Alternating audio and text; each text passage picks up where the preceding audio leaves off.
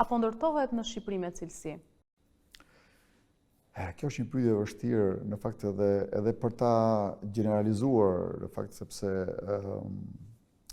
ka një ngritje të mirë të ndërtimit në aspektin e themi trajtimit të fasadës, të ambienteve të brendshme, që vjen për shkakun jo se ndërtuesit janë bërë më të mirë, apo arkitektët janë bërë më të mirë, klientët janë bërë më kërkues. Pra, oferta tashmë është e madhe dhe të shfaqen para teje shumë ndërtesa dhe objekte të cilat fatikisht duhet të shiten. Dhe nëse në vitet 90-2000 ka pasur kërkesa dhe mjaft të fusje kokën në një apartament, tash nuk është ashtu, fatikisht. Nga ana tjetër ka edhe një kërkesë nga bashkitë për të pasur një cilësi, sidomos Bashkia e Tiranës.